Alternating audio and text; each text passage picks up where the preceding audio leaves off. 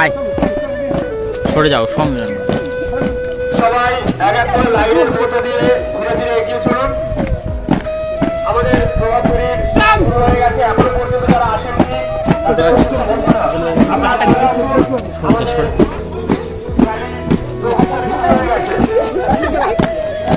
সরে যাও তুমি।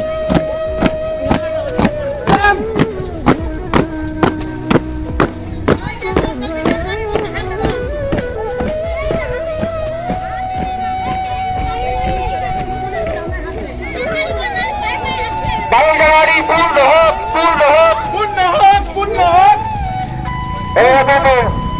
এই গ্রামগুলো নিয়ে যা।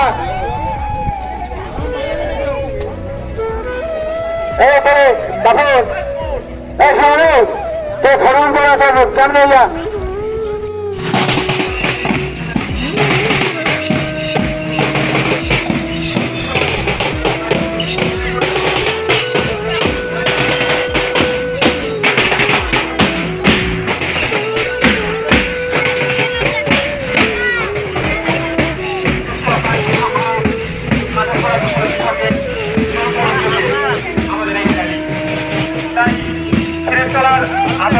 জনসাধারণ গ্রামবাসীদের কাছে আমাদের অনুরোধ, আপনারা আসুন আমাদের সঙ্গে পায়ে পা মেলান।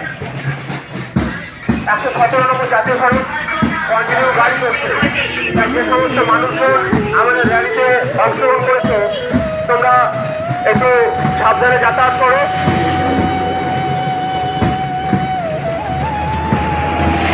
ভারত পথিকৃৎ স্বামী বিবেকানন্দের 161তম জন্মজয়ন্তী সফল হোক, 161তম জন্মজয়ন্তী সফল হোক। স্বামীজি কি, স্বামীজি কি, যুব দিবস কি, যুব দিবস কি। শুধু আমাদের এই র্যালি নয়, এই র্যালির পরে তিরিশতলা কাঁঠালপাড়ার প্রাঙ্গণে থাকছে আমাদের ক্ষুদ্র অনুষ্ঠান, নৃত্যানুষ্ঠান, কবিতা আবৃত্তি।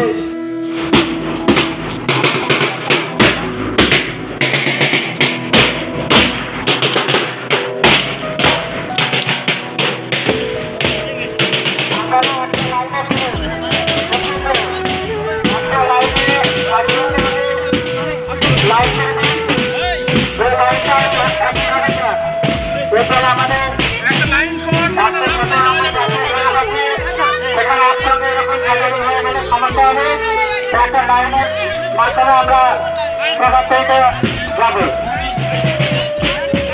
যে সমস্ত মা বোনেরা আছেন আপনারা সামনে চলে যান।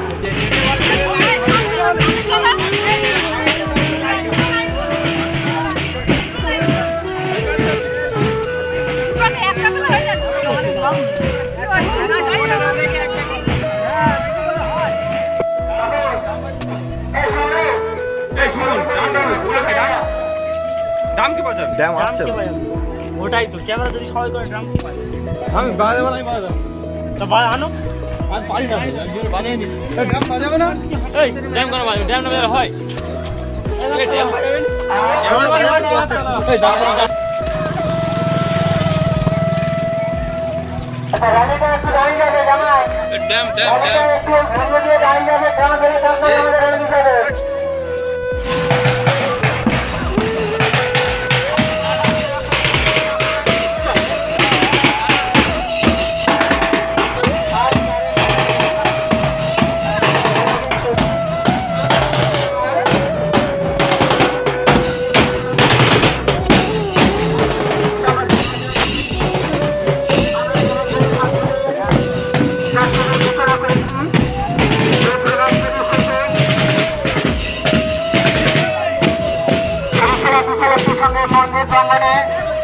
নাচ গান আবৃত্তি, সেই সঙ্গে দুস্থ অসহায় মানুষদের কম্বল বিতরণ হবে। তাই খিরিস্তলা গ্রামবাসী ও সুবর্ণতে ব্যক্তিবর্গকে জানাই সাদর আমন্ত্রণ।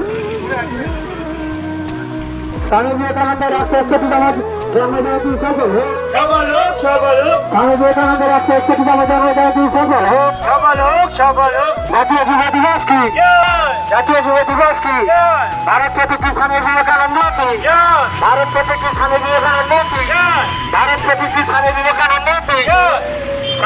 বিবেকানন্দের 161তম জন্মজয়ন্তী সফল হোক, সফল হোক, সফল হোক। স্বামী বিবেকানন্দের 161তম জন্মজয়ন্তী সফল হোক, সফল হোক, সফল হোক। আজ 12 জানুয়ারি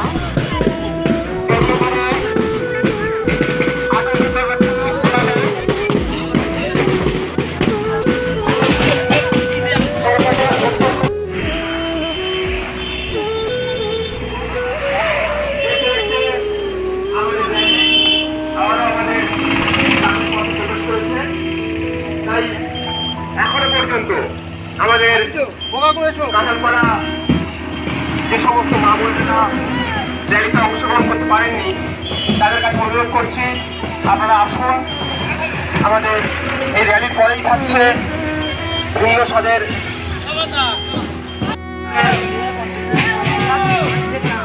সহযোগিতা আমাদের কাছে পাবেন। আপনারা আসুন, আমাদের সঙ্গে পায়ে পা মেলান, আমাদের এই অনুষ্ঠানটিকে সাফল্যমণ্ডিত করুন। জাতিসংঘ ও কাঁঠালপাড়া সংঘের যৌথ উদ্যোগে আমাদের অনুষ্ঠান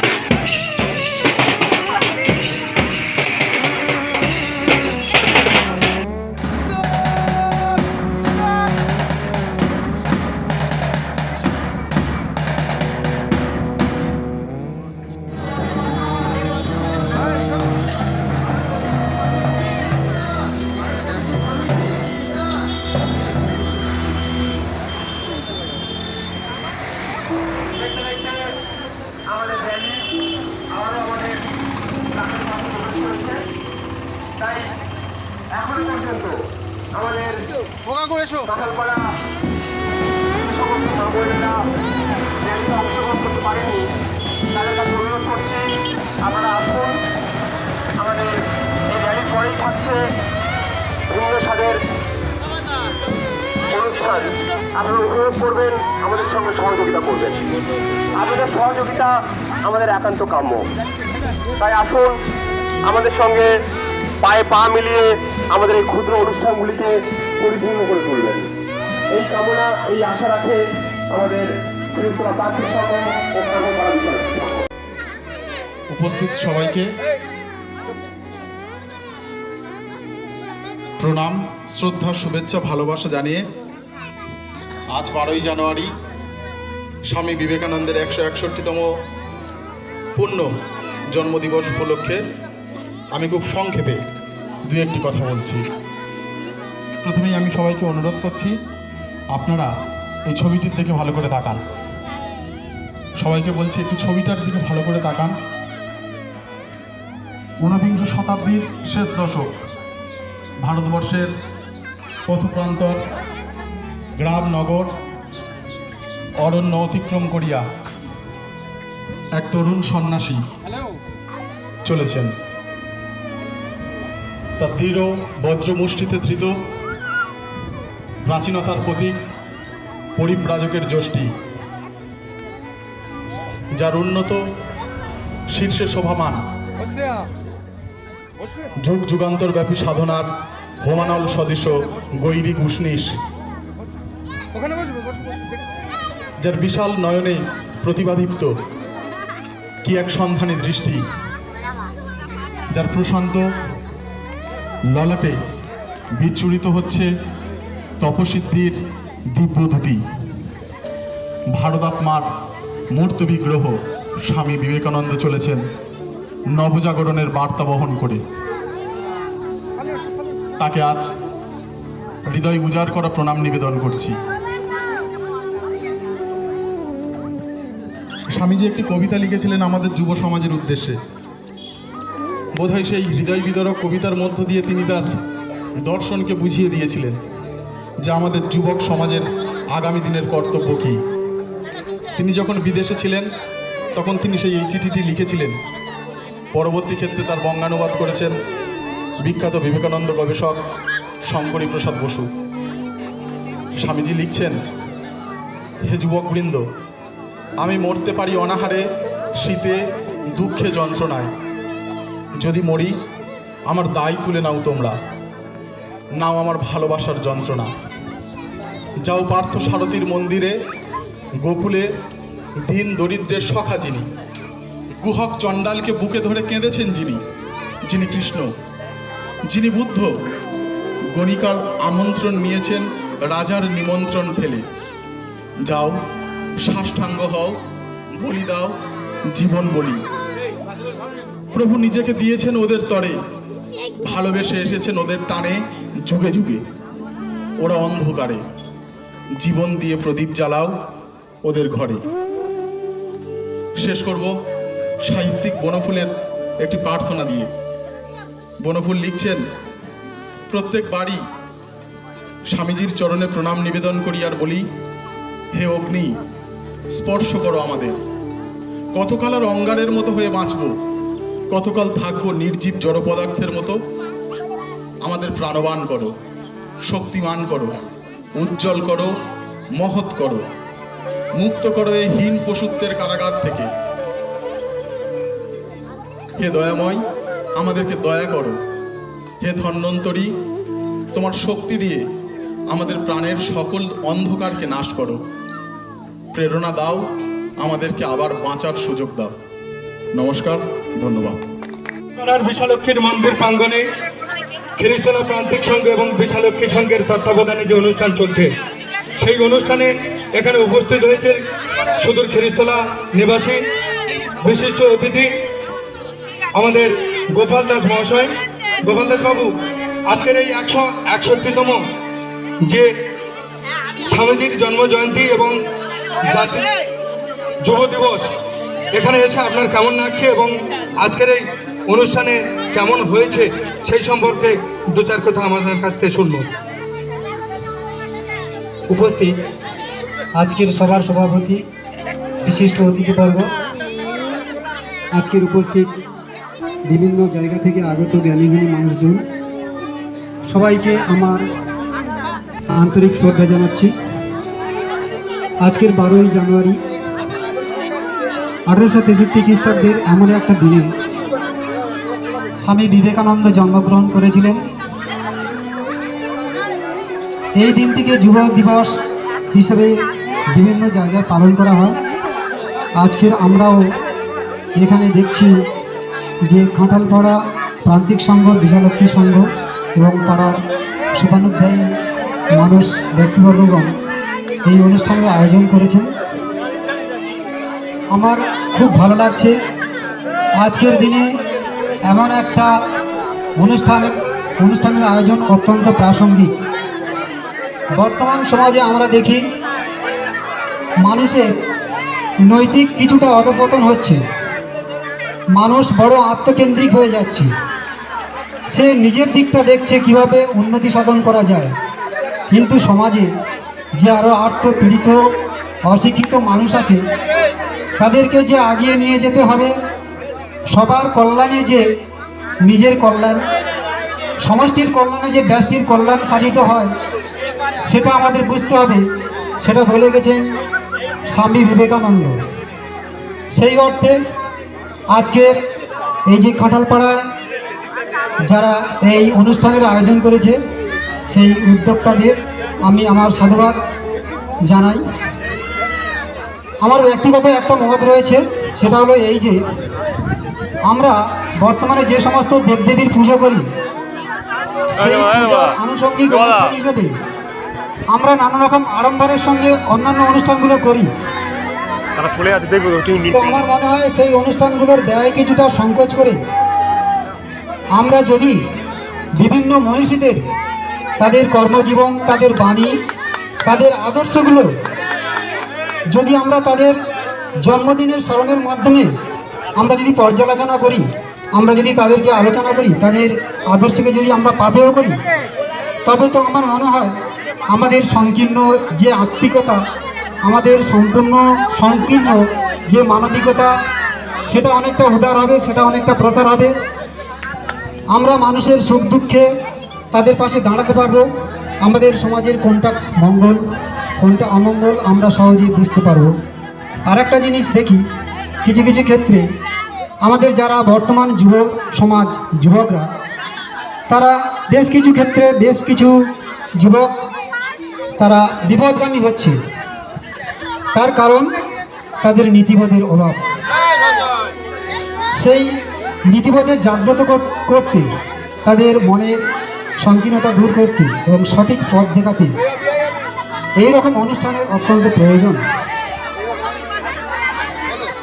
তাই আজকের যে কাঁঠালপাড়া এবং প্রান্তিক সংঘ এবং বিশালক্ষী সংঘ যৌথ উদ্যোগে এবং আরও বিভিন্ন মানুষজন সাহায্য সহযোগিতায় যে অনুষ্ঠানের আয়োজন করেছেন, গরিবদের দুস্থ মানুষদের কম্বল বিতরণ করছেন, স্বামী বিবেকানন্দের আদর্শকে পাথেয় করে সে জায়গায় এই অনুষ্ঠানটি যথার্থ সার্থক,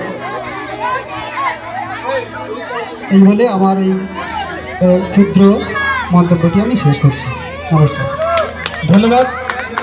গোপাল দাস মহাশয় দিবস হিসেবে উদযাপনের পরিকল্পনা গ্রহণ করেছে। আমরা যদি বিবেকানন্দের যে ভাবনা চিন্তা, যে বাণী, প্রত্যেকটা বাড়ির ছোট্ট ছোট্ট শিশু মনে যদি আমরা এটা প্রবেশ করাতে পারি, তাহলে বাড়ির যে দুষ্টু সন্তান বা দুষ্টু ছেলেটা আছে, আমার মনে হয় সে শান্ত হবে এবং তার লক্ষ্যের দিকে এগিয়ে চলবে। আমি একটা প্রস্তাব রাখবো, যে সকল যুবকবৃন্দ আজকের এই স্বামীজির জন্মজয়ন্তী পালনের জন্য এই যে মহা আয়োজন করেছে, তাদের কাছে স্বামীজির বাণী সম্বলিত ছোট্ট একটি বই, চটি বই, যত সম্ভব 5 টাকা দাম হবে। এই বইটা যদি আমাদের গ্রামে, আমরা যেখানে বসবাস করি, প্রত্যেকটা বাড়িতে যদি একটা পৌঁছে দিতে পারি, তাহলে সহজ বিবেকানন্দের উদ্দেশ্য, বিবেকানন্দের যে বাণীগুলো প্রত্যেকটা বাড়িতে পৌঁছে যাবে এবং ছোট ছোট শিশু মনে সেগুলোকে প্রবেশ করানো যাবে। আমার বাড়িতে আছে, আমাদের বাচ্চারাও ফলো করে। তো প্রত্যেকটা বাড়িতে যদি দেওয়া যায়, শুধু বাচ্চারা না, যে বড় মানুষ যারা জটিল কুটিল, যারা বিভিন্ন অসামাজিকতার সঙ্গে যুক্ত থাকে, আমার মনে হয় বিবেকানন্দের এই বইটা যদি তারা ফলো করে বা বাণীগুলো স্মরণ করে, তারাও একদিন ভালো হবে, শান্ত হবে। বিবেকানন্দ তার বিভিন্ন বাণীর মাধ্যমে যুব সমাজকে উদ্বুদ্ধ করতে চেষ্টা করেছেন, অসৎ ব্যক্তিকে সৎ পথে আনার জন্য চেষ্টা করেছেন। তাই বিবেকানন্দ আমাদের কাছে এক আদর্শ মানব, একজন শিক্ষিত মানুষ, গ্রাজুয়েট, চেষ্টা করলে চাকরি বাকরি করে নিজের সংসারকে নিয়ে ভালোভাবে দিন যাপন করতে পারতেন। কিন্তু সনাতন ধর্মকে বিশ্বের দরবারে পৌঁছে দেওয়ার জন্য, সাথে সাথে ঈশ্বরের সান্নিধ্য লাভের জন্য তিনি গৃহত্যাগ করেছিলেন। ভারতের ধর্মগ্রন্থ বিশ্বের দরবারে শ্রেষ্ঠ হিসেবে তার বক্তব্যের মাধ্যমে, তার কথার মাধ্যমে শ্রেষ্ঠ হিসেবে তিনি তুলে ধরতে পেরেছিলেন। এটাও আমাদের কাছে গর্ব। বিশ্বে কয়েকটি ধর্মের মানুষ, হিন্দু, মুসলিম, খ্রিস্টান, বিশেষত খ্রিস্টান এবং মুসলিম এই সম্প্রদায়ের মানুষের ভাগ বেশি, যারা হিন্দু ধর্মের মানুষজনকে ঘৃণার চোখে দেখেন, হিন্দু ধর্মকে ছোট করতে থাকেন। কিন্তু বিবেকানন্দ বিশ্ব ধর্ম সম্মেলনে চিকাগোতে তিনি কি করেছিলেন, এই সনাতন ধর্মকে তার বক্তব্যের মাধ্যমে তিনি শ্রেষ্ঠত্বে পরিণত করেছিলেন। তাই তিনি, আমরা যারা হিন্দু ধর্মাবলম্বী বা সনাতন ধর্মাবলম্বী মানুষ, আমাদের কাছে এটা গর্বের যে আমাদের ধর্মটাকে আমাদের বিশ্বের দরবারে, বিশ্বের মানুষের কাছে তিনি পৌঁছে দিতে পেরেছেন, বোঝাতে পেরেছেন কেন আমরা হিন্দু ধর্ম গ্রহণ করি বা কেন আমরা হিন্দু ধর্মকে আমরা ভালোবাসি। যাই হোক, আর বিশেষ কিছু নয়, সবাইকে আবার যথাযোগ্য সম্মান জানাই।